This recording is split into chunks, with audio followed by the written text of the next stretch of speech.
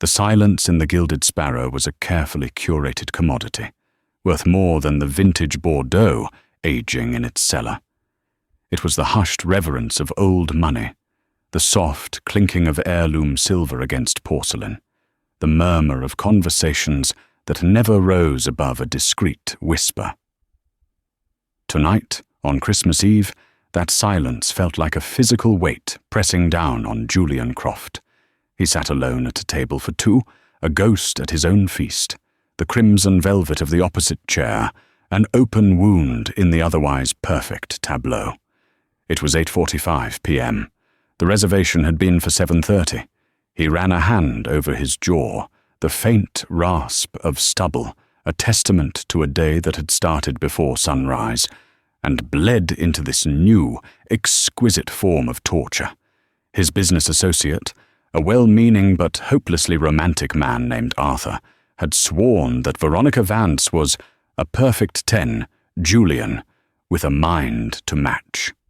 He'd painted a picture of elegance, wit, and a shared appreciation for the finer things. So far, the only thing they shared was Julian's profound disappointment. He resisted the urge to check his phone for the 10th time. The screen would only reflect his own strained face back at him. 2 texts sent, 1 call made, 0 replies. It was a familiar equation, one he'd become adept at solving. In the brutal calculus of modern dating, being a 45-year-old software magnate, the man whose company, Croft Secure, protected the digital assets of half the Fortune 500, made him a target, not a catch. Women saw a walking bank vault, a shortcut to a life of leisure. They rarely saw the man inside, the one who'd grown up in a cramped apartment in Queens, the one who still found more comfort in the logic of code than the unpredictable chaos of human connection. A shadow fell over his table. "More water, sir?" He looked up. The waitress was young, perhaps early 20s, with hair the color of autumn leaves pulled back in a simple functional bun. Strands had escaped to frame a face that was pale with fatigue. Her uniform, a crisp black dress with a small, tasteful holly pin, was immaculate, but her eyes, a startling, intelligent green, held a flicker of something he couldn't quite place. It wasn't pity. It was recognition. "No, thank you," he said, his voice clipped. "I'm fine." She didn't move. Her gaze drifted for a fraction of a second to the untouched bread basket, the pristine place setting opposite him, and then back to his face. "Are you sure? Sometimes a glass of water is just a good excuse to rearrange the molecules in the room. Breaks the tension." Julian blinked, taken aback by her candor. The tension? The kind that settles when you've mentally rehearsed your opening line 47 times, and the person you're rehearsing it for is currently an hour and 15 minutes late on Christmas Eve, she said, her voice low and even. She held a small notepad in her hand, her fingers tapping a silent rhythm against it. "I'm Clara, by the way, and my professional diagnosis is a severe case of being stood up." A humorless laugh escaped him. "Is it that obvious? Sir, you've been tracing the rim of your wine glass for the last 20 minutes with the focus of a bomb disposal expert. You've straightened your tie 3 times, and you keep glancing at the door with the kind of hope that usually dies out around the 45-minute mark. You're well past that now. You're in the acceptance and quiet rage phase." Despite the crushing weight of the evening, a genuine smile tugged at the corner of Julian's mouth. "You're very observant." "It's part of the job," she said, though her eyes suggested it was more than that. "You learn to read the tables. The couple in the corner are having their first fight as an engaged couple. He bought her a vacuum for Christmas. The family by the window are celebrating a college acceptance. The daughter can't stop smiling, and the father looks terrified of the tuition bills. And you—" She paused, tilting her head. You look like a man who is used to people being on time. I run a company. Punctuality is the bedrock of my world, he admitted. And a blind date just dynamited the foundation, she finished for him. She leaned in slightly, her voice dropping further. Look, my break is in 10 minutes. The kitchen is about to send out a staff meal. It's shepherd's pie. It's not fancy, but it's honest, and it's hot. If you're still sitting here alone, then I could bring you a plate. On the house. No one should have an empty stomach and a bruised ego on Christmas Eve. Julian stared at her. In his world, offers were transactions. Kindness was a currency spent to acquire something later. This girl, Clara, was offering simple, unadorned compassion. It was so foreign it felt like a trick. "Why would you do that?" he asked, his tone more suspicious than he intended. Clara's expression didn't waver. "Because my dad used to say that the measure of a person isn't how they treat their equals, but how they treat someone who can't do anything for them. Right now, you're just a guy in a nice suit having a terrible night, and I'm a waitress with access to shepherd's pie. It's not a complicated situation." Before he could respond, a flurry of motion at the restaurant's entrance stole the attention of every patron. A woman swept in, wrapped in a cream-colored cashmere coat that probably cost more than Clara's monthly rent. She was tall, blonde, with features so perfectly sculpted they bordered on unnerving. She scanned the room, her blue eyes landing on Julian's table with theatrical dismay. "Julian! Oh my God, I am so sorry." Veronica Vance had arrived. Clara took a half-step back, melting into the background as Veronica descended upon the table, shedding her coat to reveal a glittering silver dress. She smelled of expensive perfume and faint, unearned apology. The traffic was an absolute nightmare, Veronica purred, sliding into the velvet chair. She didn't look at Clara, dismissing her as part of the furniture.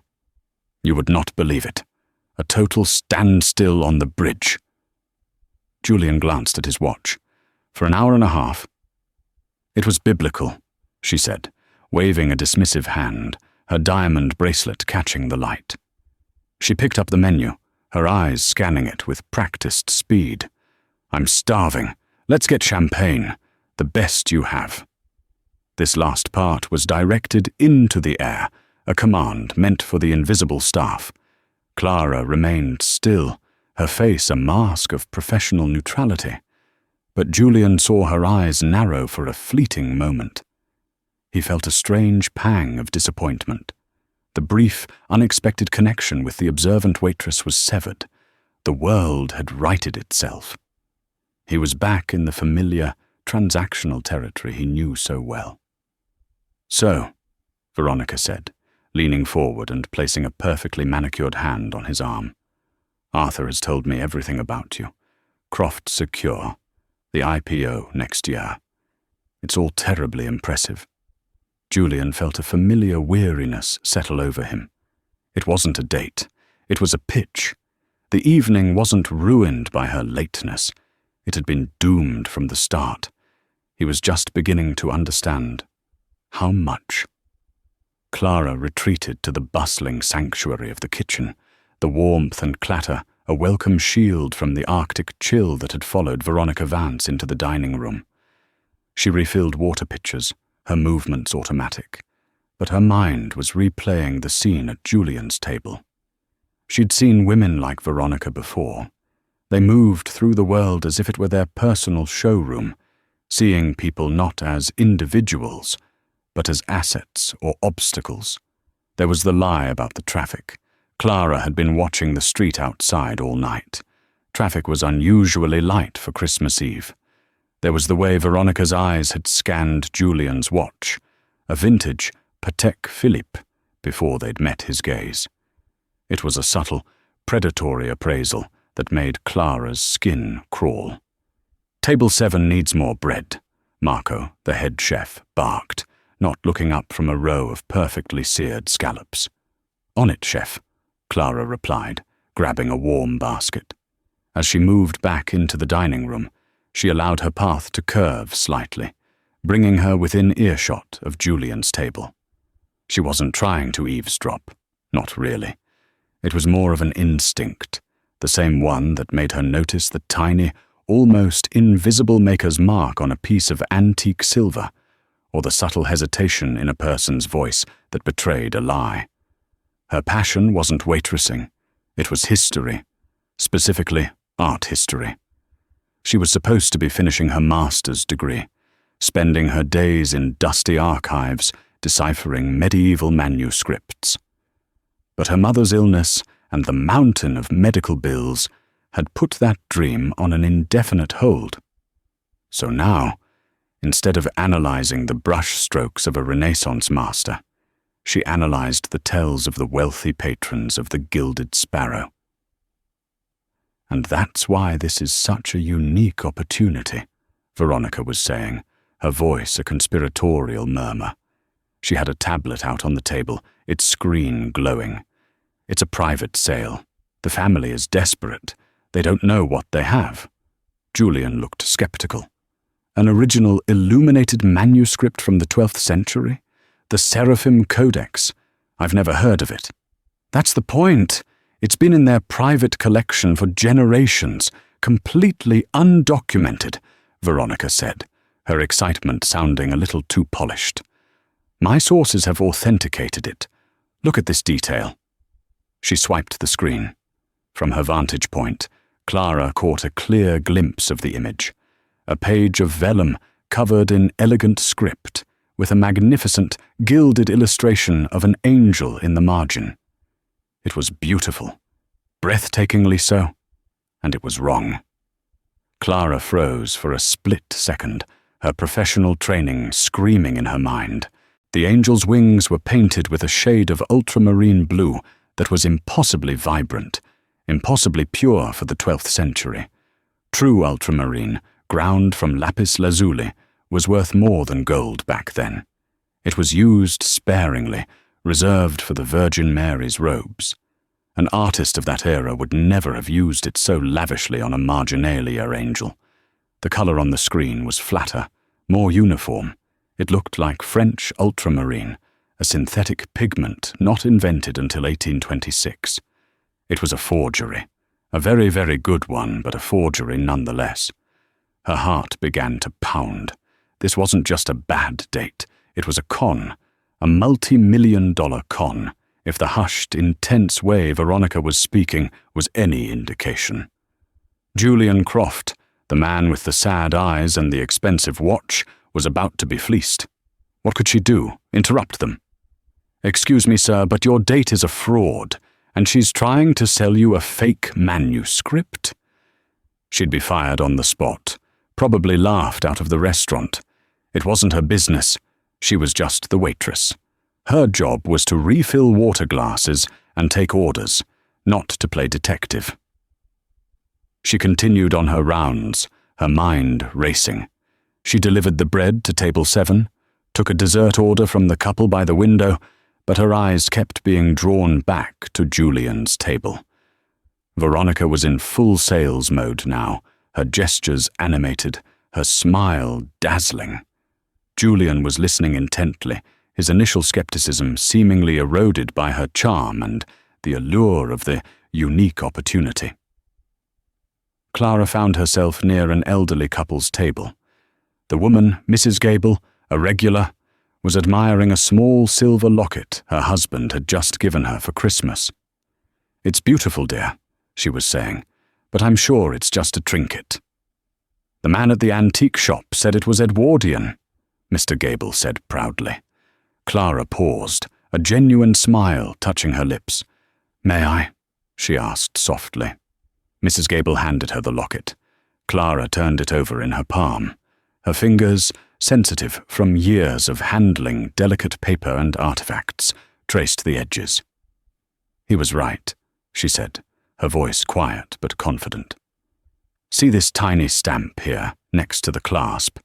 It's the mark of the Birmingham Assay Office, and the cursive G means it was hallmarked in 1906. It's not just a trinket, Mrs. Gable. It's a genuine piece of history. The old woman's eyes lit up with joy. Oh, Henry! Did you hear that? Julian, whose attention had momentarily drifted from Veronica's pitch, happened to look over at that exact moment. He saw the brief, expert way Clara handled the antique, the quiet authority in her posture, the genuine delight she took in the object's history. It was a fleeting moment, a tiny snapshot of a person he didn't know, but it registered. Back at his table, Veronica was closing in. The family needs a decision by tomorrow, Julian. Christmas Day. They have another offer, but I convinced them to give you the first right of refusal. I know how much you appreciate true artistry. We just need a wire transfer of $500,000 as a good faith deposit to secure it. You can do it from your phone right now. The trap was sprung. The manufactured urgency, the appeal to his ego, the pressure of a competing offer. It was a classic playbook. And despite his business acumen, Julian was vulnerable. He was lonely. It was Christmas, and a beautiful woman was offering him not just a rare artifact, but a shared world of elegance and exclusivity. Clara felt a cold knot of dread in her stomach. She looked at Julian's face. He was wavering. He was a man who dealt in the cold, hard logic of data and security, not the murky, subjective world of ancient art. He was out of his depth. She had to do something. Losing her job was a terrifying prospect, but watching this happen felt worse. It felt like a betrayal of everything she believed in. That truth matters, that history has a voice, and that decent people shouldn't be preyed upon. She took a deep breath, picked up a pitcher of ice water, and started walking towards his table. Her mind was a blank slate, with no clear plan. She just knew she had to get closer, to find a way to break the spell Veronica had woven. Her steps were steady, her expression serene, but inside, her heart was hammering against her ribs like a trapped bird. The molecules in the room were about to be rearranged. As Clara approached the table, her mind worked with the frantic clarity of a scholar deciphering a damaged text. A direct accusation was impossible. It would be her word, the word of a nobody waitress, against the polished presentation of Veronica Vance. She needed a catalyst, a way to introduce a seed of doubt so potent it would crack Veronica's flawless facade. The pitcher of water in her hand felt impossibly heavy. Veronica was leaning in close to Julian, guiding his thumb towards the screen of his phone, where a banking app was likely open. It's just a simple transfer, Julian. Think of it as the best Christmas present you could ever give yourself. Time was up. Clara's movements became a study in controlled chaos. As she reached to refill Julian's water glass, she allowed her foot to catch on the leg of the table. It was a subtle, believable stumble, the kind of misstep a server on her 8th hour of a holiday shift might make. The pitcher tilted, but the water didn't go on Julian or the expensive electronics. With a flick of her wrist born of years of carrying precarious trays, she directed the cascade of ice and water onto the plush velvet seat of the empty chair next to Veronica. It was a loud, startling splash in the quiet restaurant. "Oh my goodness!" Clara gasped, her voice filled with theatrical horror. "I am so terribly sorry! How clumsy of me!" Heads turned. The carefully constructed intimacy of the business deal was shattered. Veronica recoiled, her face a mask of fury.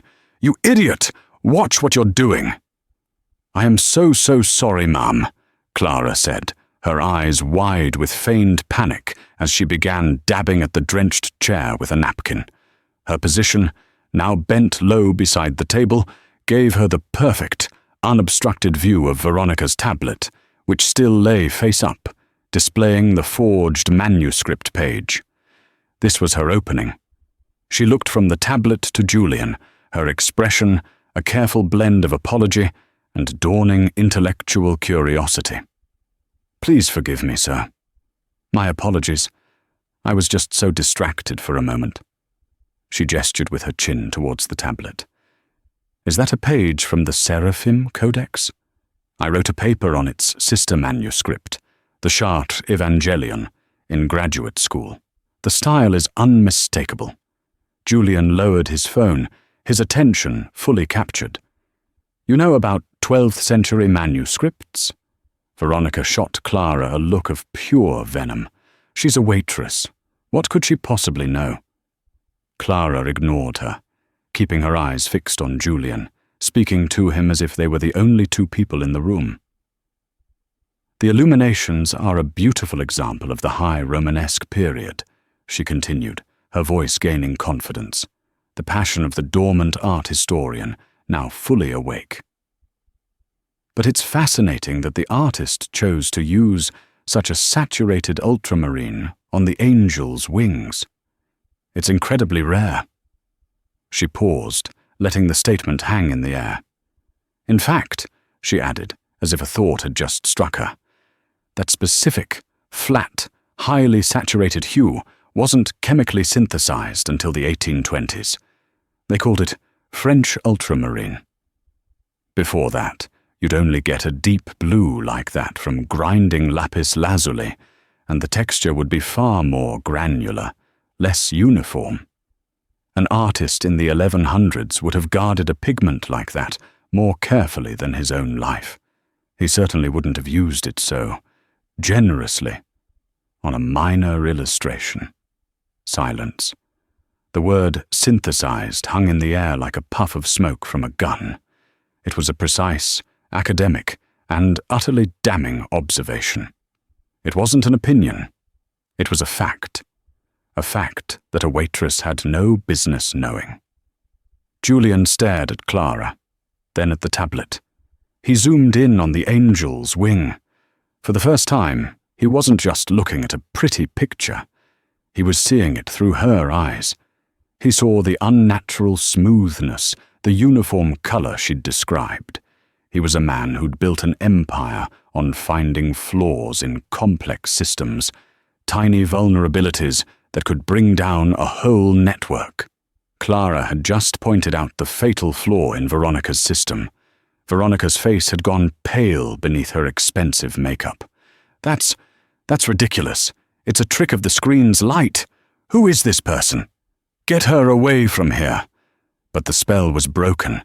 Julian looked at Veronica, truly looked at her, and saw past the glitter and charm to the desperate avarice beneath. He saw the lie about the traffic, the immediate pivot to business, the manufactured urgency. It all clicked into place. "You said your sources authenticated it," Julian said, his voice dangerously quiet. "Who are they?" They're private European experts. You wouldn't know them," Veronica stammered, her composure crumbling. "Try me," Julian countered, his tone hardening to steel. The confrontation escalated. Veronica, realizing she had lost him, turned her fury on the person who had ruined everything. "You!" she snarled, standing up and pointing a trembling finger at Clara. "You think you're so clever, with your little community college trivia? You're nothing but a servant, a nobody in a cheap uniform who gets paid to carry plates. How dare you interfere in the affairs of your betters?" The entire restaurant was now watching the drama unfold. Clara stood her ground, her back straight, her chin high. She didn't flinch. She had been called worse. But the insult wasn't just directed at her. It was an attack on her knowledge, her passion, the one part of her that hadn't been compromised by circumstance. "My knowledge isn't trivia," Clara said, her voice clear and steady, ringing through the hushed room. "It's the result of years of study. And it just saved this gentleman $500,000. Maybe more. What has your knowledge done tonight, Miss Vance?"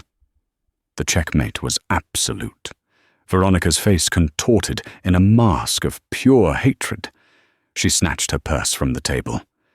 "You will regret this," she hissed at Clara. Then she turned to Julian. "And you've just made the biggest mistake of your life, passing up this opportunity." "No," Julian said, standing up to his full height, a formidable presence of calm fury. "My biggest mistake was agreeing to this dinner. Now, I suggest you leave before I have the manager call the police for attempted fraud."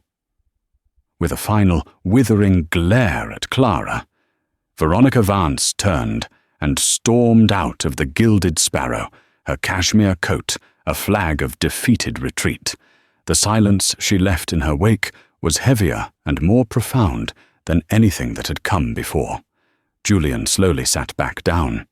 He looked across the table at the empty chair, then at the observant waitress who was still standing there, a water pitcher in one hand and a damp napkin in the other. He felt like a man who had just been pulled from the edge of a cliff. "Clara," he said, the name feeling significant on his tongue. "I believe you have a break coming up, and I think you've more than earned a plate of that shepherd's pie." The manager, a perpetually flustered man named Mr. Dubois, scurried over to their table, his face a mixture of awe and terror. "Mr. Croft, is everything all right? I am so sorry for the disturbance." Julian waved a dismissive hand, his eyes never leaving Clara. "Everything is fine, Dubois. In fact, it's better than fine. Miss—" He looked at Clara, realizing he didn't know her last name. "Bennett," she supplied quietly. "Clara Bennett." "Miss Bennett has just provided the most valuable service this restaurant has ever offered," Julian stated, his voice carrying an authority that made Dubois stand a little straighter. "She has my complete confidence. Please see that she is not disturbed for the next half hour. She'll be joining me." Dubois blinked, utterly bewildered, but nodded vigorously. "Of course, Mr. Croft." "Right away." He scurried off, no doubt to gossip with the rest of the staff. Clara looked down at her uniform. "Sir, I can't. I'm on duty." "Your duty for the moment is to sit down before you collapse," Julian said, his tone softening. "You're shaking." She looked at her hands. He was right. A fine tremor was running through them, the adrenaline from the confrontation finally catching up to her. She slowly pulled out the chair opposite him, the one Veronica had so recently vacated, and sank into its velvet depths. It felt like crossing into another world. A few moments later, another server, a young man with wide, curious eyes, silently placed 2 steaming plates of shepherd's pie on the table, along with a fresh bottle of sparkling water. The homey scent of roasted meat and mashed potatoes felt wonderfully out of place amidst the restaurant's opulent decor. For a long minute, they ate in silence. The food was, as Clara had promised, honest and hot. It grounded them both. Julian found his appetite, which he thought had vanished, had returned with a vengeance. Finally, he put down his fork. "Graduate school," he said. It wasn't a question. Clara nodded, pushing a stray pea around her plate. "Art history. My focus was on provenance and authentication of medieval artifacts. I was halfway through my thesis when my mum got sick. Ovarian cancer. The treatments, well, they're not cheap. My dad passed away a few years ago, so it was just me. I took a leave of absence from school to work full-time. The Gilded Sparrow pays well, if you can handle the clientele." It all made sense now. Her keen eye, her specific knowledge, the quiet dignity that seemed at odds with her station. She wasn't a waitress who happened to be smart. She was a scholar forced by circumstance to be a waitress. "I'm sorry about your mother," he said, the words feeling inadequate. "She's in remission now, thank God," Clara said, a genuine smile finally returning to her face. "But the bills are still a mountain. I'll get back to my studies eventually." She looked up at him, her green eyes direct and searching. "Why did you believe me?" The question surprised him. "What do you mean?" "Back there. You're a man who trusts data and security, not the opinion of a stranger who serves you bread. Veronica was beautiful, charming, and selling you a story you clearly wanted to believe. But you turned on a dime, based on my word alone." "Why?" Julian considered this. It was a shrewd question. "Because you weren't trying to sell me anything," he said after a moment. "You were just telling the truth. It had a different texture. And besides," he added, a wry smile touching his lips, "I saw you with the Gables locket. You handled it with a reverence you can't fake. You weren't just looking at a piece of silver. You were seeing its history. When you talked about the manuscript, it was the same. You saw the truth of it." He leaned forward, his earlier weariness replaced by an intense curiosity. "But there's more to it, isn't there? You noticed something was off about her from the beginning." Clara hesitated, then decided there was no point in holding back now. "She lied about the traffic. Her apology was for the social inconvenience, not for wasting your time. She assessed your watch before she looked you in the eye. She wasn't there for a date, Mr. Croft. She was there to close a deal. You were the mark." He listened, fascinated. She had seen in minutes what might have taken him weeks of costly due diligence to uncover.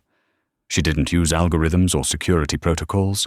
She used something far older and perhaps more reliable: observation and intuition. "Call me Julian," he said. "And you have an astonishing gift, Clara Bennett." "It's not a gift," she countered gently. "It's just paying attention. Most people don't. They see what they want to see." "I wanted to see a pleasant evening," Julian admitted, his voice laced with self-deprecation. "Instead, I almost bought a $5 million fake." He shook his head in disbelief. That was the asking price, by the way. The $500,000 was just the deposit. Clara's fork clattered against her plate.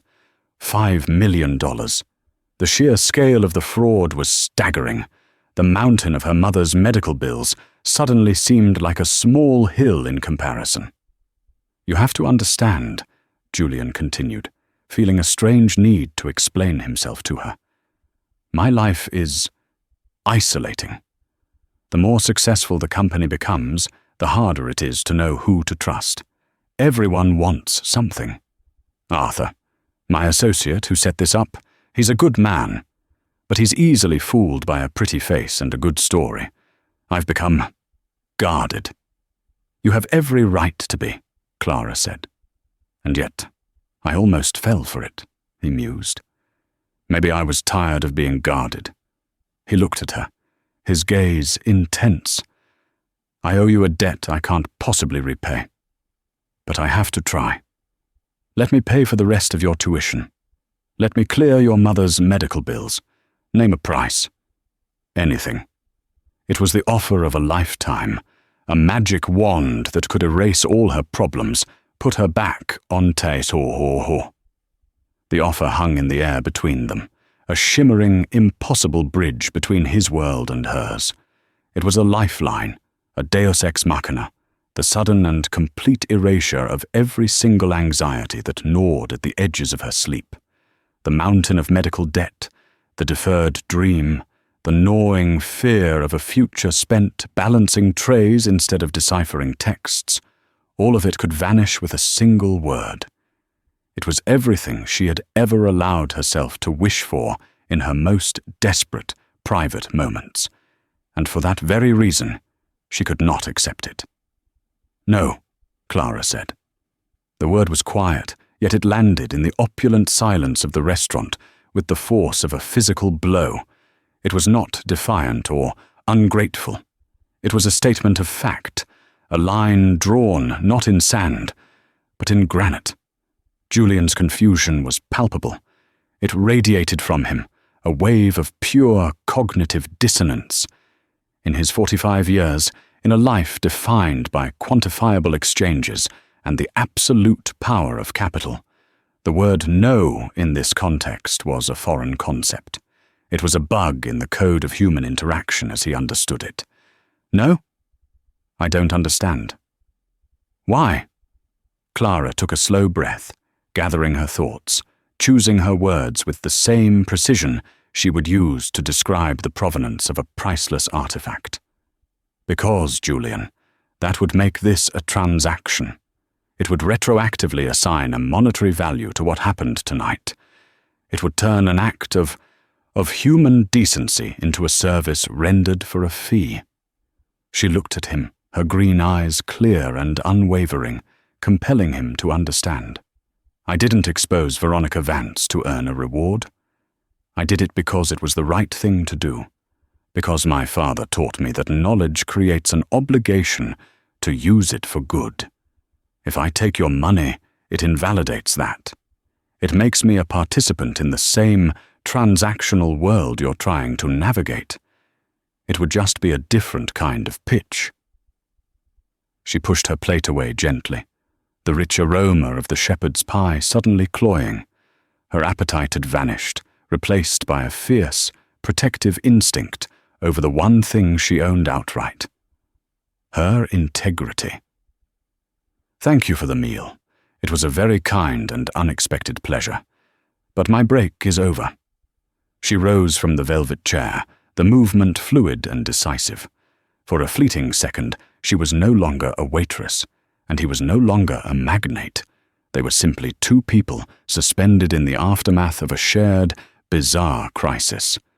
She allowed her professional composure to soften for a final moment. "For what it's worth," she said, her voice dropping to a near whisper, laced with an empathy that startled him. "I don't think you were a mark because you're foolish. I think you were a mark because you're lonely. You've built a fortress of a life, and you're starting to realize the most precious things are outside the walls, not inside them. Veronica didn't offer you a manuscript. She offered you a key to a door you wanted to open. It was just the wrong door." She gave him a small, sad smile.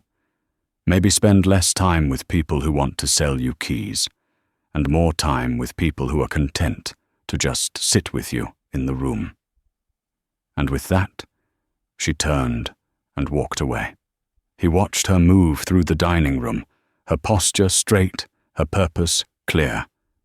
She stopped at the Gables table to share a quiet word, making the elderly woman laugh. She was a part of this ecosystem, yet entirely separate from it. An historian cataloguing the present. Julian Croft was alone again at his table for two, but the emptiness felt different now. It was no longer a void of disappointment, but a chasm of profound self-revelation. The remains of the shepherd's pie grew cold.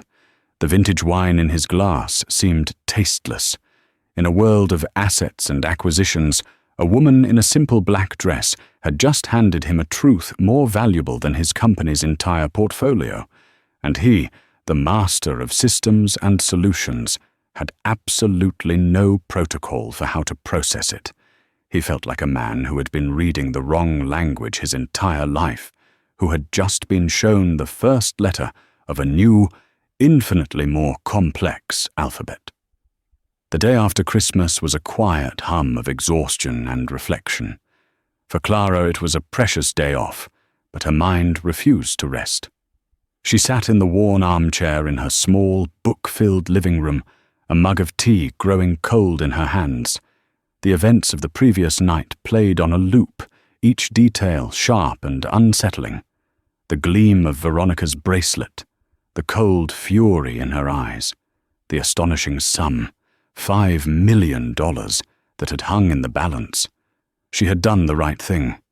Of this, she was certain. But the right thing often came with consequences. She imagined Mr. Dubois calling her into his office, explaining that while he admired her initiative, she had created a scene, upset a wealthy patron, even a fraudulent one, and was generally too much of a wild card for the curated tranquility of the Gilded Sparrow. She thought of Veronica, a woman who moved in circles of power and influence. What if she was vindictive? A single phone call could blacklist her from every high-end service job in the city. The mountain of debt felt a little taller this morning. Her mother, Ellen, emerged from her bedroom, wrapped in a thick cardigan, her movements slow but deliberate. The chemotherapy had stolen her hair and her strength, but it had not touched the keen intelligence in her eyes. She saw the worry etched on Clara's face. "You've been staring at that wall for 20 minutes, honey," Ellen said, her voice raspy but warm. "Did one of the patrons try to order the wine by its stock market ticker symbol again?" Clara forced a smile. Something like that. It was just a long, strange night. She couldn't burden her mother with the truth. The story was too big, too dangerous. It would only feed the anxieties that were already her constant companions. Across the city, in a penthouse that resembled an art gallery more than a home, Julian was also finding no rest. His Christmas day had been devoid of family or celebration. Instead, he had channeled his restless energy into the one activity that had always brought him clarity: a deep, systematic dive into data. He hadn't slept. Fueled by black coffee, he sat before a triptych of glowing monitors, his fingers flying across the keyboard. He wasn't hacking, not in the illegal sense. He was simply accessing. He was pulling the threads of publicly and semi-publicly available information with the skill of a master weaver. The first thread was Veronica Vance. It was a tangled, messy knot of shell corporations, short-lived art dealerships, and a string of associations with men who had suddenly made disastrously poor investments in undiscovered masterpieces. She was a ghost, always one step removed from the crime itself. A report would be made, but by the time anyone investigated, the money and Veronica were gone. He felt a cold knot of fury and a deeper, more chilling wave of relief. He had been next. The second, more important thread was Clara Bennett. This was not an investigation of a threat, but a study in provenance. He wanted to understand the history of the person who had saved him. The information painted a picture that was both tragic and inspiring. He found her university profile, a Dean's List student with a cascade of academic honors. He found a published undergraduate paper on the use of chemical analysis in detecting Renaissance-era forgeries, a piece of writing so clear and insightful it made him pause. He found the GoFundMe page, started by a friend, with its heartbreakingly earnest plea and its meager results against the terrifying backdrop of her mother's medical expenses. Then he found the email address of her thesis advisor, one Professor Alistair Albright. Julian composed a careful, anonymous inquiry under the guise of a philanthropic foundation looking to fund promising young academics in the humanities. Albright's reply came within the hour. It was a glowing testament, calling Clara a once-in-a-generation talent and a natural-born detective of history. He wrote of her unimpeachable integrity and lamented the cruel turn of fate that had pulled her from her research. Julian leaned back in his leather chair, the city lights sprawling beneath him like a carpet of scattered diamonds. He now understood the full measure of her no. It wasn't just pride. It was the defiant roar of a scholar, an expert, a professional who refused to be defined by her temporary circumstance. To her, accepting his money would have been an admission that her knowledge was a commodity for sale to the highest bidder, when in fact it was her entire identity. He couldn't just give her money. It would be the most profound insult he could offer. It would be like trying to pay a concert pianist for a beautiful melody by giving them a handful of loose change. He had to offer her something that respected the work, not just the outcome. An opportunity, not a handout.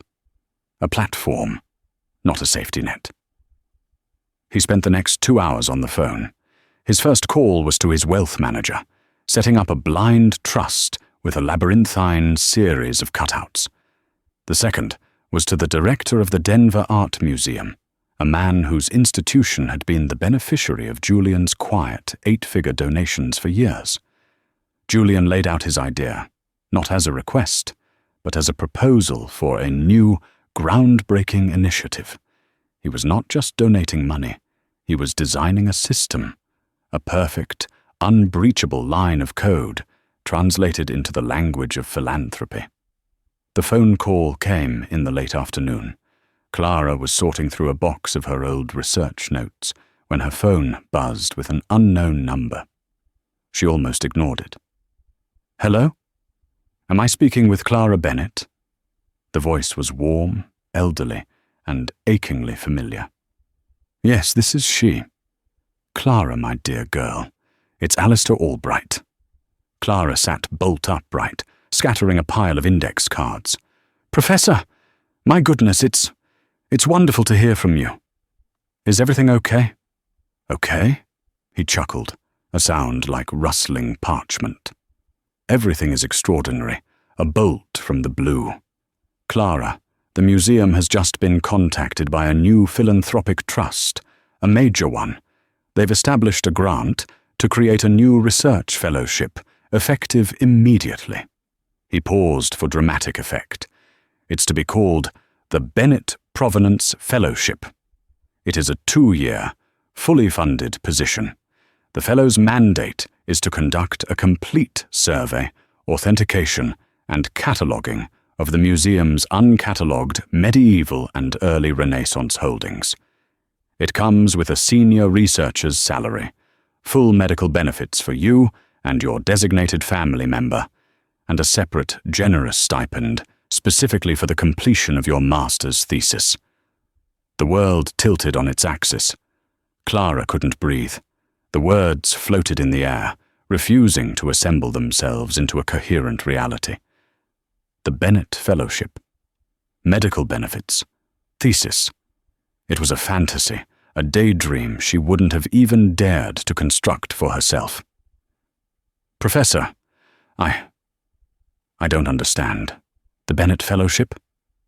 "The donor was quite specific," Albright continued, his voice brimming with excitement.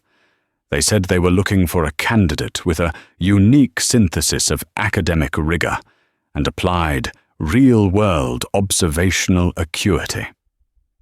They asked me if I knew of such a person. Clara, I sent them your entire academic file this morning. Your papers, my letters of recommendation. They responded less than an hour ago. They were in complete, unequivocal agreement. The position is yours, Clara, if you want it." Tears began to stream down her face, hot and silent. It wasn't a handout. It was a suit of armor, tailor-made for her. It was a key to a door she thought had been welded shut forever. It was respect. It was recognition. It was a life raft and a coronation all in one, an anonymous donor, a specific name. It took no detective work at all to see the elegant, invisible hand that had set all this in motion. "Yes," she whispered, the word a fragile, breathless thing. "Of course, yes. Thank you, Professor. Thank you."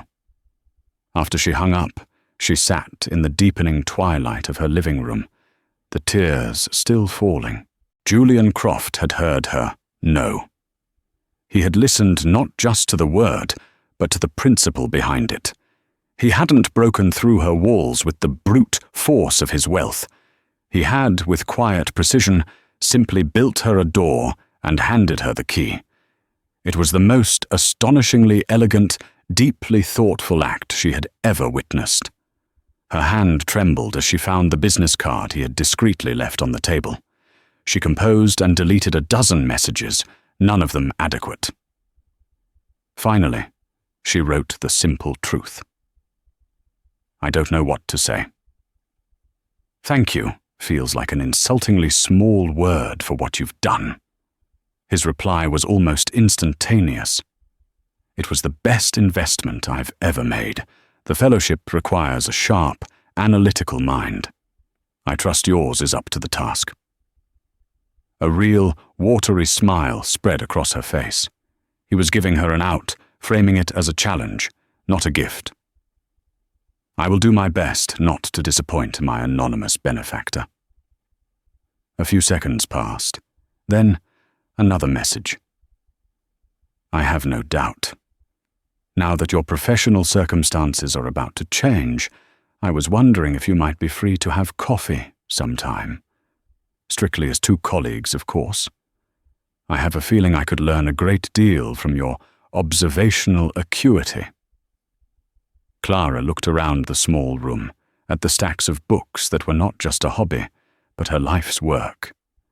She looked at the closed door to her mother's bedroom, where the woman she loved was resting. Yesterday, this room had felt like a cage. Today, it felt like a launch pad. "I'd like that very much, Julian." Their first coffee was not a date. It was a careful, deliberate exploration. Like two scholars examining a newly discovered text, they met at a quiet, unassuming cafe far from the gilded world he usually inhabited. He was dressed in a simple grey sweater and jeans, the billionaire armor stripped away, leaving behind a man who seemed quieter, more thoughtful. The initial awkwardness was a palpable thing, a third presence at the small table. But then he asked her about her thesis, and the awkwardness evaporated. She spoke of the subtle tells of forgery, the way paper aged, how the chemical composition of ink could betray a scribe's location and era. She spoke of history not as a static collection of facts, but as a living, breathing narrative full of liars and heroes, of secrets hidden in plain sight. He listened with an intensity she had never experienced. He wasn't just hearing her words. He was parsing them, analyzing their structure, appreciating their elegance. Then he began to talk about his own work, not in terms of IPOs and market share, but of the abstract beauty of building a perfect system. He described the logic of code as a form of poetry, of creating an unbreachable wall of pure reason to protect people from chaos. "We do the same thing, you and I," he said, a look of dawning realization on his face. "We search for the truth. You look for it in the past, in the physical artifacts people leave behind. I look for it in the present, in the digital ether.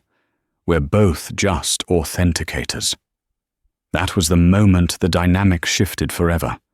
They were no longer a magnet and a waitress. They were peers.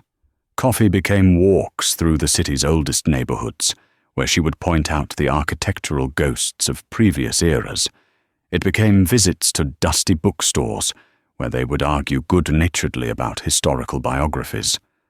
It culminated in a visit to the museum archives, a week before she was due to start her fellowship. He stood in the climate-controlled silence, surrounded by shelves of grey, acid-free boxes containing forgotten fragments of the past. Clara, in her element, was transformed. She moved with a quiet confidence, her hands handling a 14th century psalter with a gentle reverence that was breathtaking to watch. Here, in her world, he was the outsider. He saw the passion that had been dormant, the brilliance that had been hidden.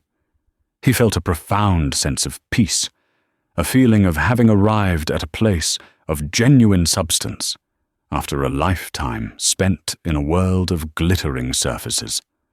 A month after that Christmas Eve, he invited her to dinner. He chose a tiny, family-run Italian place in a neighborhood she loved. Midway through the meal, he slid a small, flat box across the checkered tablecloth. Her breath caught. For a terrifying second, she thought it was jewelry, a gesture that would shatter the delicate equilibrium they had built. She opened it. Inside, nestled on dark blue velvet, lay a single, antique silver locket. It was simple, elegant, and unadorned, almost identical to the one Mrs. Gable had worn. "It's Edwardian," Julian said softly, his eyes fixed on her face. "Birmingham Assay Office. The date mark is a cursive I. 1908, I checked." Tears, hot and immediate, sprang to her eyes. It wasn't a gift of wealth, but a gift of memory, of attention. He had seen her in that fleeting moment, understood the core of who she was, a person who found beauty and meaning in the truth of things. He hadn't just bought her a present, he had conducted research. He had authenticated it. "Julian," she whispered, her voice thick with emotion. He reached across the table, his hand covering hers. His touch was not possessive or presumptive, but warm and steady. A connection. "Clara," he said, his voice low and serious. "I've spent my entire adult life building firewalls, digital, financial, emotional. They were designed to be perfect, to keep everything and everyone out. But from the moment you deliberately spilled that pitcher of water, you've been systematically, patiently, and brilliantly dismantling every line of my code. And I have never been more grateful for a security breach in my life." He looked at her. The deep-seated loneliness she had first seen in his eyes replaced by a clear, steady light. "I'm not looking for an acquisition. I'm not trying to fill a vacancy. I'm looking for a partner in authentication. Someone who sees the truth and isn't afraid to speak it." Her heart, a thing she had guarded so carefully for so long, felt profoundly and safely seen. This wasn't a fairy tale ending born from a chance encounter. It was a foundation, painstakingly built from the rubble of a disastrous evening. It was a structure built on mutual respect, intellectual fascination, and a shared, quiet understanding of what it meant to be lonely in a crowded world. It was a process, not a prize. "I think," she said, her fingers lacing through his, a perfect and simple fit. "I've found him too." Outside, a gentle snow began to fall, dusting the city streets in a fresh layer of white, covering the old and promising a new beginning. They were two people from two different worlds, brought together by a lie. But in the space that followed, they had begun to uncover something rare, something priceless, something utterly and undeniably authentic. They had discovered the provenance of each other, and their history was only just beginning.